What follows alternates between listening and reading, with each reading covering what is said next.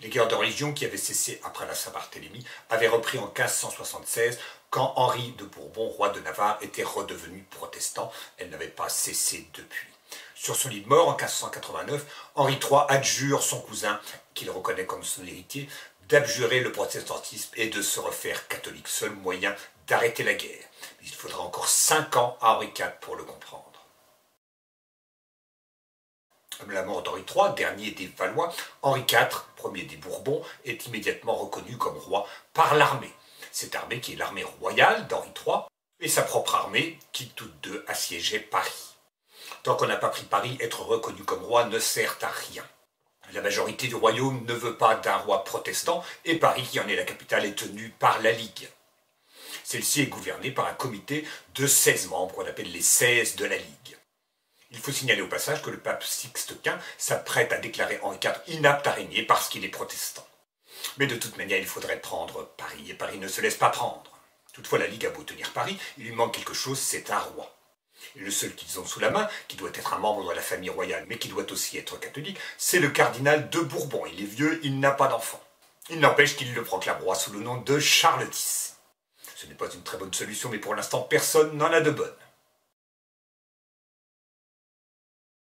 Henri IV ne peut donc pas entrer dans Paris, il lui est difficile aussi de détruire sa propre capitale. Il décide donc de se retirer en Normandie et s'établit à Dieppe.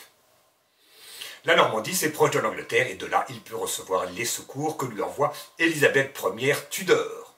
Et comme il faut reconnaître qu'il y a une chose qu'il sait bien faire, c'est la guerre, c'est peut-être la seule chose qu'il sache faire, il remporte 2 batailles, la bataille d'Arques en 1589 et la bataille d'Ivry en 1590. C'est au cours de cette bataille qu'il prononça la phrase fameuse « Ralliez-vous à mon panache blanc ». C'est le genre de phrase qui plaît beaucoup aux petits-enfants, même si, en l'occurrence, le panache est peut-être un peu blanc cassé. Ces 2 victoires sont remportées contre le duc de Mayenne, qui est un membre de la maison de Lorraine-Guise. C'est le frère du duc Henri de Guise, qui a été assassiné en 1588, et le frère du cardinal de Guise, qui a été assassiné aussitôt après aussi. Après avoir remporté ces victoires, Henri IV tente de nouveau de reprendre Paris. Mais Paris est sauvé par l'arrivée d'une armée espagnole, commandée par Alexandre Farnèse, qui est vice-roi des Pays-Bas espagnols. C'est encore loupé, donc Henri IV retourne en Normandie. Et pendant toute l'année 1592, le duc de Mayenne et Henri IV manœuvrent, se cherchent, se combattent vaguement en Normandie sans aucun résultat décisif. Et puis l'ennui, c'est que l'armée d'Henri IV fond comme neige au soleil. Du côté protestant comme du côté catholique, les défections se multiplient.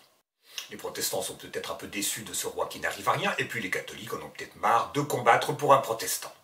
Que faire ? La situation est toujours bloquée. Il faut signaler qu'en 1590, le cardinal de Bourbon est mort en détention à Fontenay-le-Comte. Il n'est roi au nom de la Ligue qu'un peu malgré lui, et d'ailleurs, il a reconnu à la mort d'Henri III, Henri IV comme l'héritier légitime du trône, paradoxalement. Toujours est-il qu'il ne peut plus servir de prétexte. Il faut donc réunir les États généraux pour élire un nouveau prétendant. La candidature la plus sérieuse, c'est celle de l'infante Isabelle. Elle est la fille de Philippe II de Habsbourg, roi d'Espagne, et d'Élisabeth de Valois. Elle est donc la petite-fille d'Henri II. Mais le Parlement de Paris rendit cette solution impossible car il prit un arrêt solennel par lequel il écartait du trône tout prince étranger. Que faire ? Eh bien finalement, Henri IV se rend compte que c'est lui qui a, depuis 1576 au moins, et en tout cas depuis 1589, la solution. Et il se décide enfin à abjurer le protestantisme. On commence par vérifier qu'il est un peu au courant des dogmes de l'Église catholique. Et il déclare qu'il croit à tout ce que croit l'Église catholique. On se demande donc pourquoi il était resté protestant si longtemps. Toujours est-il qu'il abjure le 25 juillet 1593 en la basilique Saint-Denis. C'est magnifique. Il fut sacré à Chartres le 27 février 1594. Et non pas à Reims, car Reims était un territoire qui était encore bien tenu par les ligueurs, qui se méfiaient encore de ce gaillard. Et le roi put entrer en triomphe dans Paris, qui s'était tant opposé à lui, mais qui est sans rancune.